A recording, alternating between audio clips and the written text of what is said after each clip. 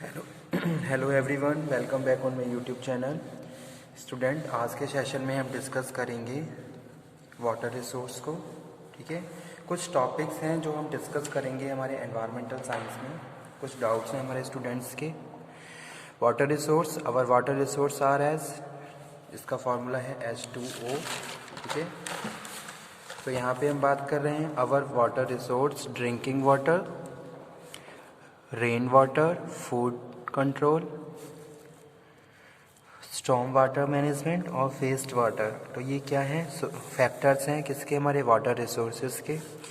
यहाँ पे कुछ लिखा हुआ है, कुछ पॉइंट्स डिस्कस किए हुए हैं जिसको हम रीड कर लेते हैं। As global scale 71% of surface covered with the water, total of the water in the hydrosphere is applicated to be the 1.4 million, where 97% oceans and 3% clean water. Okay, तो ये इंपॉर्टेंट टर्म्स हैं, इसको आप देख लीजिए। There are number of sources where water can be utilize और multipurpose, various purpose. Okay, the percent of fresh water is very low, where ocean contain percent is high. The following diagrams describe the water resource management. ठीक है, तो ये क्या है, factors हैं जो हमारे वाटर रिसोर्स से रिलेटेड है। जैसे कि ड्रिंकिंग वाटर है, water resource, our water resource drink include drinking water, rain water include करता है, food control, storm water management और वेस्ट वाटर। ठीक है, अब यहाँ पे हम बात कर रहे हैं figure which is related to water resource management. तो यहाँ पे एक फिगर बनाया गया है, जैसे कि यहाँ पे हम बात कर रहे हैं कैप्चर्ड रेन वाटर। ठीक है, conservation, demand, strong treatment and transport, ground water, prescribe captured rain water. ठीक है, अब ये ग्राउंड वाटर है, ये प्रिस्क्राइब कैप्चर्ड रेन वाटर है। ठीक है, अब ये सारी चीज़ें क्या है, आपस में क्या है, कनेक्टेड है। इसमें हमने दिखाया है कि भाई ये स्टोरेज है, ट्रीटमेंट है और ट्रांसपोर्टेशन है।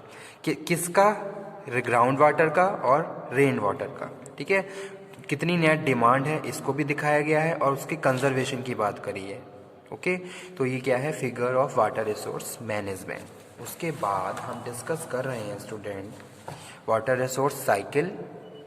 Okay, water resource are sources of water that useful for potentially useful. Use of water include agriculture, industrial, household, environmental activities, etc.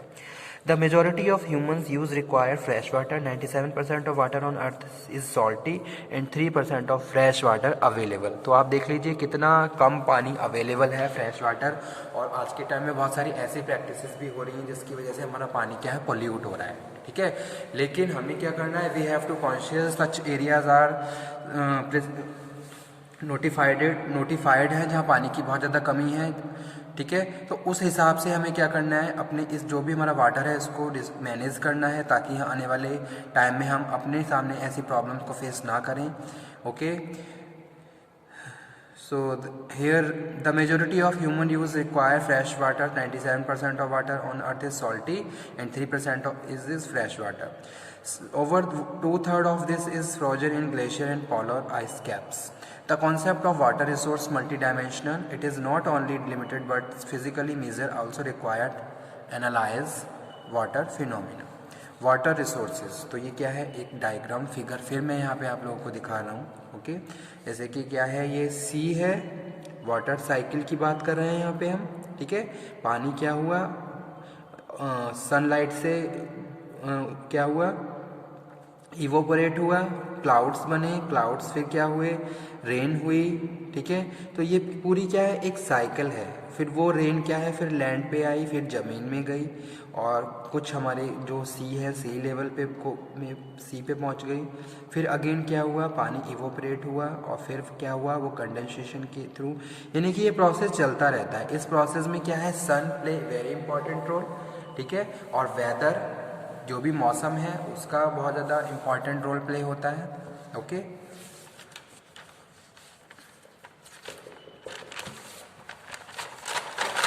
After that student next one है types of water resources, renewable water और non renewable water. Water resources report focus on renewable water. These define as the average manual flow of rivers and recharge of aquifers. The computation of actual renewable water resources of a country will take account of possible one in the flow resulting from abstraction of water in. ठीक है. The study also receive available information on explored available water resources and fresh water resources. Natural and actual renewable water resources. Natural renewable water resources are the total amount of country water resources. ठीक है, जो भी available है internal external दोनों resources के हिसाब से यहाँ पे बताया गया है. ठीक है, both surface water and ground water which is generated the hydrological cycle water. The amount is computed yearly basis, यानी कि जो ये अमाउंट है ईयरली बेसिस पे कंप्यूट होता है. ओके, तो यहाँ पे हमने जो बात करी वो किसकी बात करी? रिन्यूएबल वाटर और नॉन रिन्यूएबल वाटर की. Use of water resources. More than 99% of earth water is natural state which is unavailable और unsuitable for the human use. The amount of fresh water which is required for human beings survive on the earth less than 1%. This water which is available fresh water comes from the land and groundwater sources. ठीक है, तो यहाँ पे क्या बात कर रहे हैं हम? यहाँ पे बात कर रहे हैं कि भाई कितना परसेंट अवेलेबल है और उसको हमें किस तरीके से यूज़ करना है. जैसे कि मैंने अभी बताया कि भाई 97% जो वाटर है वो सॉल्टी है, जो कंटेन करते हैं सीज, और 3% वाटर क्या है? फ्रेश बॉडीज़ हैं, जहाँ पे 3% ही पानी है और उसको हम क्या करते हैं? कंज्यूम करते हैं. अब ये देखिए कि भाई किस तरीके से हमें इसको हमें सेव करके रखना है और किस तरीके से उन सब प्रैक्टिसेस को रोकना है जो हमारे वाटर को पोल्यूट करती हैं. ओके, तो उसमें मोस्ट इम्पॉर्टेंट जो फैक्टर्स हैं वो क्या है? पॉपुलेशन का भी है, इंडस्ट्रियलाइजेशन का भी है और अनअवेयरनेस भी है. ये सारी चीज़ें भी बहुत ज़्यादा हो रही हैं और कुछ ऐसी प्रैक्टिसेस जो क्या है अनएथिकल हैं. तो ये सब चीज़ें हैं, इनको हमें प्रिवेंट करना है ताकि हम अपने वाटर को पोल्यूट होने से बचा सकें और वाटर की स्केर्सिटी जैसी प्रॉब्लम को फ्यूचर में फेस ना करें. ठीक है, तो वो यहाँ पे हम बात कर रहे हैं. Surface water resources, sea water, river and stream, lake and pond. जो सरफेस वाटर के रिसोर्सेज हैं वो कौन कौन से हैं? समुद्री पानी, नदियाँ, झरने, तालाब, ओके, डैम और रिवर वैलीज. ठीक है. सी water, ocean contain about 97% of the total water in the world, but a ocean water contain high concentration of salt in solution.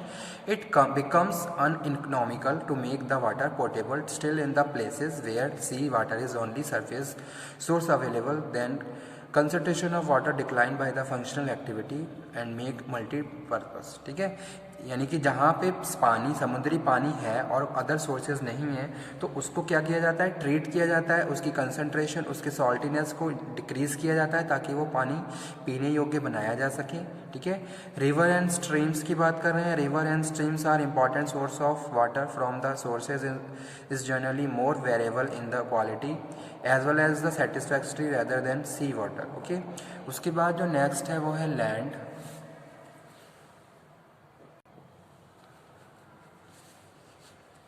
and pond. Lakes are land depression that hold standing fresh water throughout the year.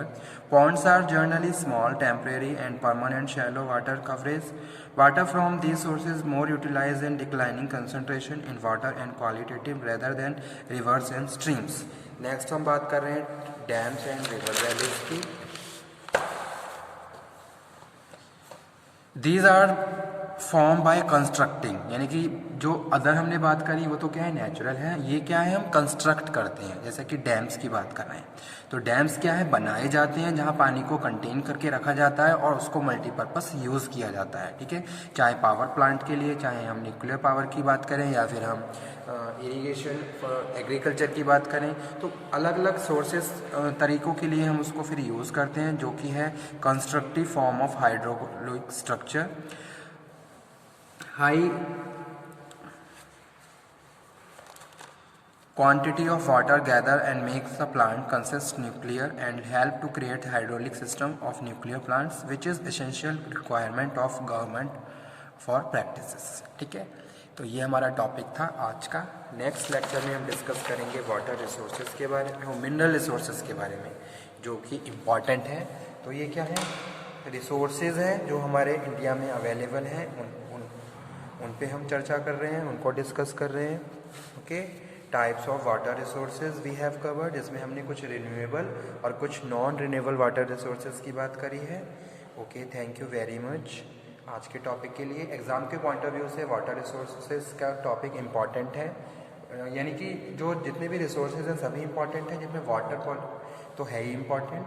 तो आप इन सब topic को बहुत अच्छे से prepare कर लीजिए। Exam में कोई प्रॉब्लम हो तो आप दोबारा डिस्कस कर सकते हैं, और आपको किसी भी टॉपिक में कोई प्रॉब्लम हो तो आप उसको अगेन डिस्कस कर सकते हैं। ठीक है, थैंक यू वेरी मच। और उसी के साथ साथ मैं आप लोगों को बता दूं, हमने अपने अपने प्रीवियस लेक्चर में environmental protection act, Indian forest act और वाइल्ड लाइफ एक्ट कवर कर लिए हैं। किसी भी स्टूडेंट को उन एक्ट में कोई प्रॉब्लम हो तो उसको दोबारा से डिस्कस कर सकते हैं। एक बार मैं फिर दोबारा से उन एक्ट को रिवाइज करूँगा, ठीक है, और बताऊँगा कि उनके जो मेन जो फीचर्स हैं उनके बारे में हम डिस्कशन करेंगे। तो अगर किसी भी स्टूडेंट को एक्ट, जितने भी हमने हमारे जो लीगल यानी कि एक तरीके से जो टॉपिक्स हैं, अगर उनमें कोई प्रॉब्लम हो तो आप उन टॉपिक्स को दोबारा डिस्कस कर सकते हैं। Okay, thank you very much. Again I am saying, if you have any problem in any topic then you can discuss again. Okay, और साथ के साथ आपको कोई भी प्रॉब्लम हो किसी भी टॉपिक में तो आप उसको दोबारा डिस्कस कर सकते हैं।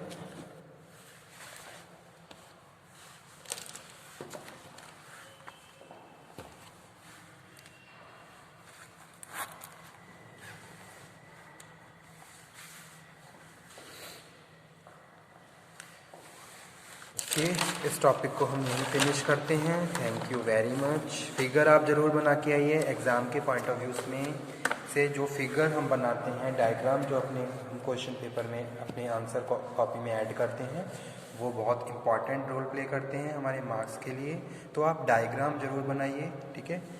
Okay, thank you very much.